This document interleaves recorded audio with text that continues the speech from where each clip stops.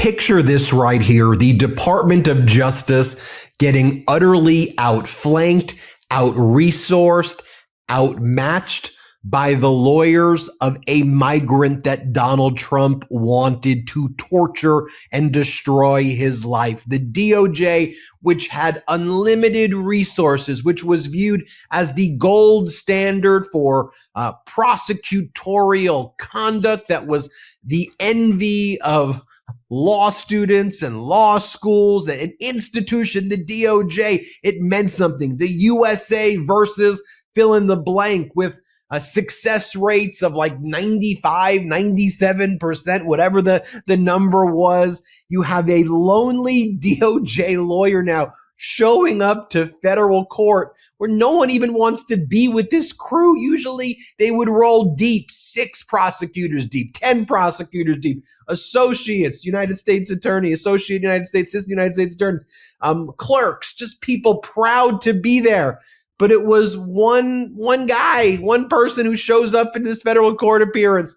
On the other hand, you had Abrego Garcia showing up in this Maryland federal court before Judge Zinnes, flanked by what looks like what the DOJ used to look like. The top lawyers, happy, passionate, ready to go, ready to make this argument, and pounding down on the DOJ. And you had Judge Zinnes, this federal judge who's been meticulously preparing this case and working this case up, never allowing Trump's trickery to prevail, always using and exercising kind of care and caution in the rulings. Even if it meant 2 extra weeks or 4 extra weeks, Judge Zinnes would come back. Let me get an extra declaration. Can you provide some additional information, Trump regime? Let's have this witness testify, and we'll see if this witness actually is a declarant and knows what they're talking about. Oh, they're just making up that they know facts. You're giving me false witnesses after false witnesses who don't even know about this case. Oh, you've just misled me again. And so after Judge Zinnes's rulings, and also not in coordination, but also at the same time as the federal criminal case that the DOJ's been trying to charge and pursue, or trying to pursue against Abrego, is taking place, where Abrego's been making major victories there. As you all probably know, Abrego's been, he's now released. He's with his family. So this was like the first time where, in a non-detained setting, he shows up with his lawyers, where Judge Zinnes gets to see him in that way. And then you had the prosecutor. It was such a strange thing to learn about, like looking utterly defeated, like a loser. It's a strange sight. And then Judge Zinnes grilled the prosecutor. The prosecutor had no good answers to any of these questions. And it was a bloodbath. It was brutal. Let me bring in Harry Litman from the Talking Feds YouTube, Talking Feds Substack, and Talking Feds podcast.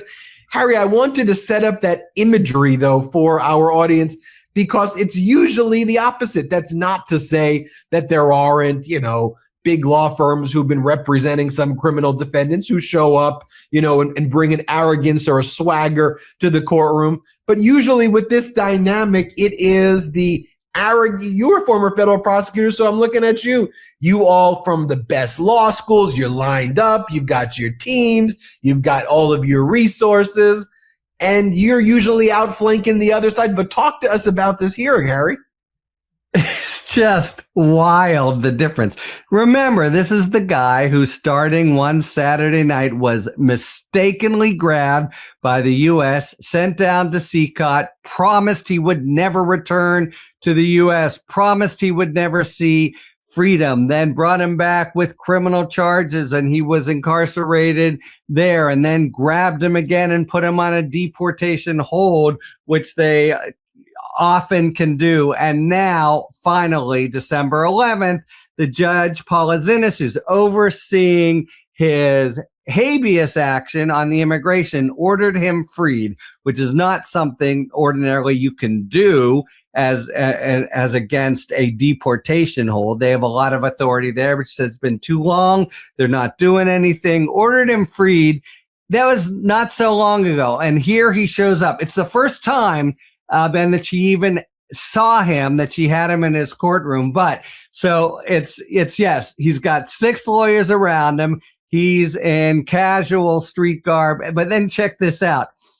Abrego Garcia, his wife and legal team were welcomed to the federal court building in Maryland by a boisterous reception that included a choir, bullhorn, and drum as scores of supporters cheered.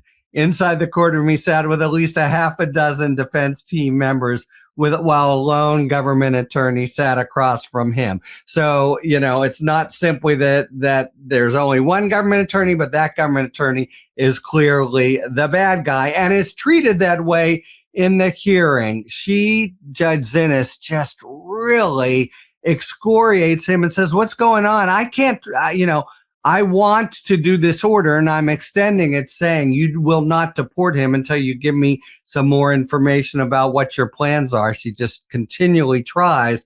It's hard. She doesn't necessarily have the legal tools, but she's pushing to get them to do the only sensible thing, which is to deport him as he's willing to be deported, but to Costa Rica rather than whatever hellhole of the week they choose. But this attorney, so the United States had, we talked about this in another YouTube, where the level of practice is so plummeted in the DOJ. They came out with this big protest about how this order by Zinnes was executed ex parte and they never got notice, and what the heck is going on. Well, just one little problem. Turned out to be factually mistaken. They had gotten notice and the day before. And so this attorney is here to just get totally clobbered by the judge saying, what the hell are you talking about? And she said, this is an extraordinary and irregular situation. Now, granted, she is trying to set up an unusual situation where she can actually try to impose her will in a way federal courts often are not permitted to when it comes to deportation. It's always been the case that after the criminal charges are handled and the DOJ could just dismiss them, they may have the power to really work their will. But they lied when they said Costa Rica won't take him anymore. Costa Rica said, oh, yes, we will. So they've just lost all credibility with her. But just picture the scene. You have the choir and scores of supporters, and then this lone DOJ, putz, who, excuse the expression, but who not only, doesn't have any sympathy from the court, but has to own up to just two serious blunders that get his ears boxed all hearing from the judge. So the state of play is she's extended she said, well, I have to really find this out and get some information. She's basically told the DOJ 8 different ways, will you just please deport him to Costa Rica where he says he will go? And that's, really, given that the whole problem started because you mistakenly violate a court order by sending him down there. And they've just tried again and again since day one to make his life miserable. But anyway, yeah, quite a scene. You knew who the good guys were and who the bad guys were. And that's not normally what DOJ attorneys, at least when I worked there, were used to being. You wore the good guys garb, and now they're the definite, bad guys in the Western here. Harry, I think this is where, though, your perspective on the time frame of a case like this is helpful, because I could imagine that there were so many of our viewers and listeners who were frustrated about the pace of this. Early on, there was a hearing with Zinnes, then there was a hearing 2 weeks later, and a hearing, and Abrego was still locked, and then the order that, remember, it was Zinnes who made the order. Facilitate his return. And then it went up to the Supreme Court. Then it went back down. Then the return was facilitated. And there was the Tennessee case. So all of the moves that were made, though, here, I mean, this is why having a competent judge like Judge Zinnes, who knows what she's doing, she was able to, I think, foresee many steps ahead of what this DOJ that both was corrupt, but didn't have the foresight of one day it's going to be December 23rd or 24th or 25th. And your moves you need to think more than just a headline of what you're going to put out in your DOJ press release and what Fox News state regime media is going to publish in a in a specific night. And Trump's whole litigation strategy his whole life is grab that headline, and really after the headline, the dismissal doesn't really get reported on that much. So who cares if you get sanctioned, or who cares?